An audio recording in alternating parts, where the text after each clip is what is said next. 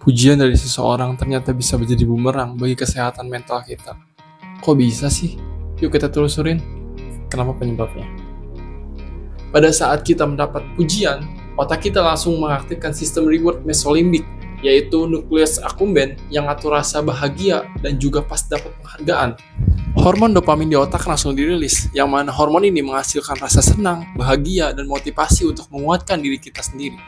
Menurut penelitian dari University of Amsterdam, kalau pujian itu terlalu berlebih-lebihan atau asal sebut, kayak kamu paling hebat, kamu kok pintar banget, bisa bikin otak kita ketagihan sama validasi eksternal. Dan bisa menurunkan rasa percaya diri kita terhadap apa yang kita lakukan. Apalagi kalau sebenarnya punya self-esteem, cara seorang menilai kemampuan dirinya yang minim atau rendah. Kenapa bisa gitu ya? Karena di saat kita gagal mencapai label, kamu pintar banget, kamu hebat banget, seolah-olah otak kita akan berarti memikirkan, kita nggak sepintar itu ya ternyata.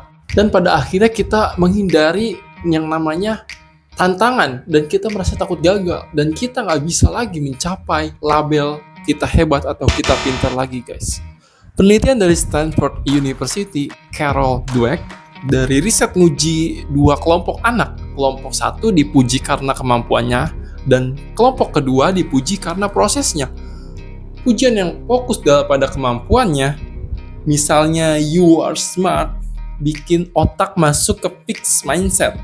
Ngerasa kemampuan itu berasal dari bawaan lahir, dan ketika gagal mencapai hal itu mereka menyerah. Tapi kelompok yang dipuji karena prosesnya, misalnya wah, you are work really hard, the result are amazing, kamu kerja keras banget, hasilnya luar biasa.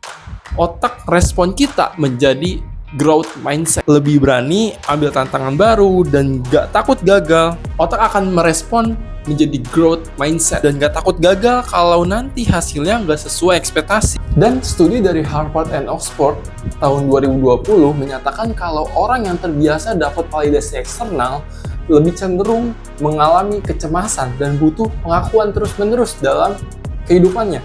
Jadi mulai sekarang, stop terburu-buru dengan pujian yang diberikan orang lain terhadap diri kita. Stop jadiin pujian sebagai identitas diri kita. Mulai sekarang kita harus fokus terhadap proses, bukan terhadap hasil. Karena yang bikin kita berkembang bukan kata kamu hebat, tapi kamu terus belajar ke depan. Jangan lupa like, comment, and subscribe channel ini ya guys. Thank you.